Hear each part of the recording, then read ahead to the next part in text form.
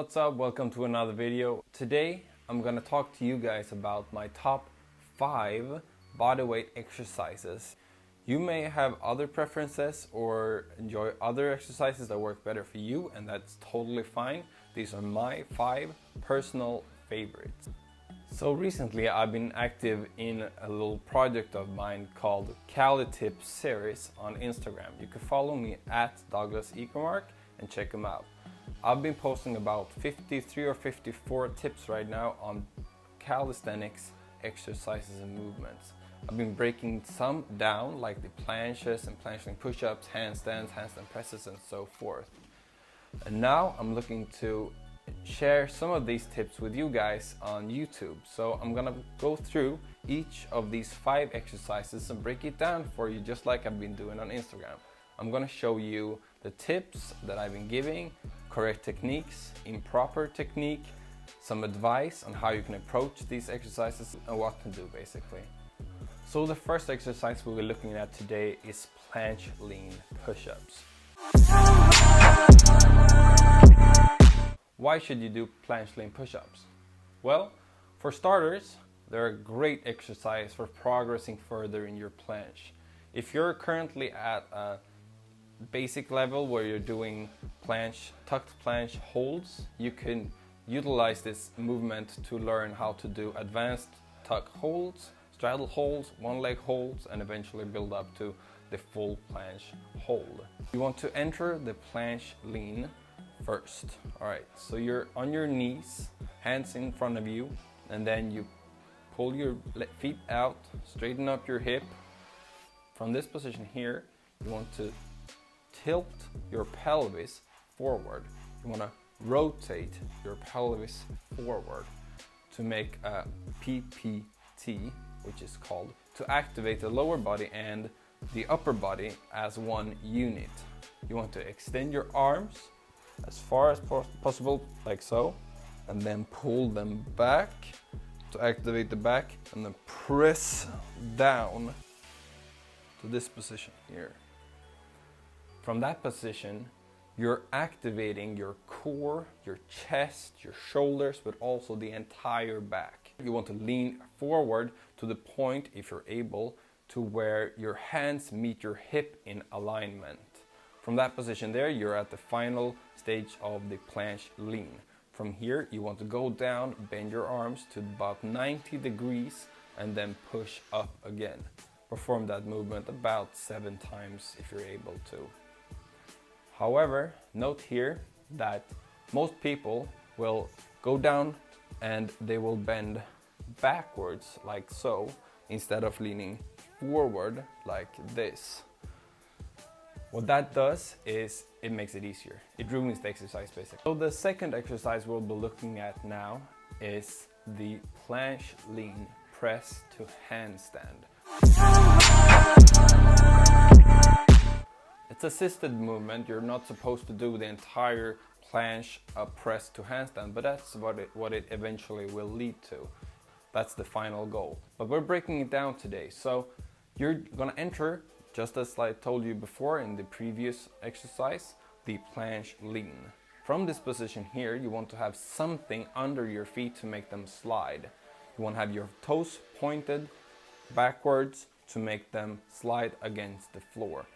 Alright, so from the planche lean position, you want to suck your entire pelvis and core in like so, and then bend vertebra by vertebra until your hips are square or even with your shoulders. Hold there for a few seconds and then come down to repeat the movement. It's really key here that you keep your arms straight at all times. This exercise is really good, and you're gonna be sore for days, I promise you that. So that's why it's my second exercise on this list. So the third exercise is the handstand and handstand push-ups. Handstand has always been a favorite of mine because it's challenging for your balance and strength and coordination, because you're basically being upside down. So before you're going into and doing the handstand push-ups, you want to be able to hold a straight arm handstand with alignment from your toes to your hip to your shoulders and fingers. This is crucial because it maintains your balance. You don't want to be walking backward, forward, having your knees slightly bent or feet in front of you or back behind you. You want to be completely straight before doing the handstand push-up. So when you're entering and starting to think about doing the handstand push-up, you want to enter the handstand push-up standing straight in a handstand. From this position here, you want to start leaning forward so your entire body is going to be slightly bent but straight. So you're going from a straight position like this, and then you're going forward. Your entire body is rotating forward, keeping that alignment though, and core intact. And then from that position, you want to press back up into a straight position. This next exercise, the fourth exercise, is one that I didn't really think I was gonna like as much when I started out with it. It's the tucked front lever pull-up. So you can do it either with tucked legs, advanced tuck, straddle one leg, or a full front lever pull-up. The basics of the tucked front lever pull-up is that your arms are completely straight, your scapula and back is activated, your core is tight, your hips and pelvis is rotated and active throughout the movement. Now you want to bend your arms and pull the bar towards your hip, not your chest. So a normal pull-up or Australian pull-up would be pulling towards your chest or belly. When doing the tucked front lever pull-up, you want to be in a position where your hands are forward, pushing them towards your hip instead. And I've actually talked to a friend about this who is very good at doing front levers and feels like front lever is a basic movement for him, and he actually recommends this exercise a lot. Lastly, my fifth exercise for body weight training that I absolutely love is explosive push-ups. I've been fond of doing push-ups for years. There's not one single push-up that I love over the other, but in all, the category of doing push-ups and explosive push-ups has always been something of my interest.